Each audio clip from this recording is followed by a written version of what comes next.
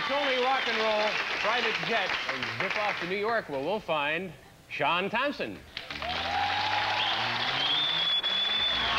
It's raining here, but it's not dampening my spirits, no sir. I'm in beautiful downtown Freehold, New Jersey. Behind me, believe it or not, a famous rock landmark, the house where Bruce Springsteen grew up. Now, I bet you think we're going to do an interview with the boss. No, frankly, we turned it down. Because if you want the real story, I feel you have to talk to the real people. Did Bruce Springsteen ever fill up here? Not since I worked here. But did you hear that you've heard that he has come in here? Yeah. You've heard he's come in here? Yeah, people have told me that. Did he, do you know what was it kind of, did he unleaded or leaded, or do you know? I don't know kind of gas. What would you assume it was?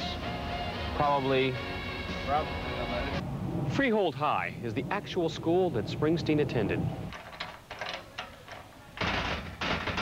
And we found out from the principal that this actually was Bruce Springsteen's locker. The combination's obviously been changed for security reasons. Well, some of the kids come in and they say, I understand you used to teach, you had Bruce Springsteen. I say, yeah, so, well, you know, what's the big deal? No big deal. How was he in, like, general lab work, dissecting and things? Yes, he did participate in all the dissections, and he had clams and crayfish and regular fish. The Freehold furniture store. You got to buy furniture, right?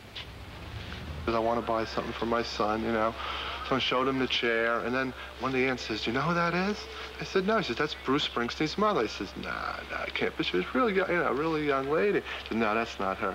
So I made her, you know, put out her license, and, you know, sure it was him. So she bought a vinyl chair, and I don't normally make deliveries. You know, I usually just sell. But for that delivery, I thought I'd make it.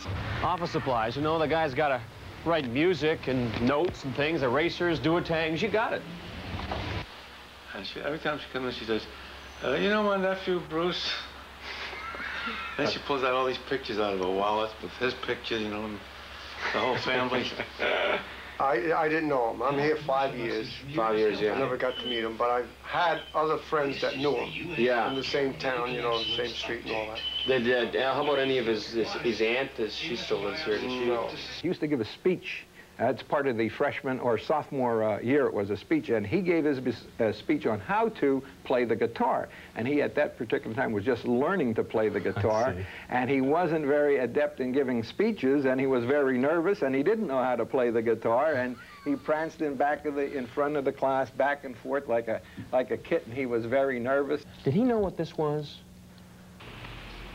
See, her backyard faced his like that. He used to play on his back stoop. And she used to say, with all that noise, he's never going to amount to anything. Anyone that said they were real buddies with him, you know, isn't really telling you the truth either. You know, he only had really one friend. Have you ever listened to one of his records? No, I hear enough noise around here during the day. So have you actually ever seen a Bruce Springsteen concert? You can't get the tickets to begin with. And Bruce never called me and said, I got 2 for you and your wife. You know how the tickets are hard to come by. Absolutely. And so forth. And again, the crowds are always there, maybe a smaller group. I never went to see him when he was in Asbury. The Stone Pony, Asbury Park. They say this is where it all began for Bruce.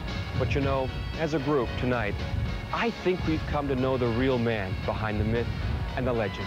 Don't you?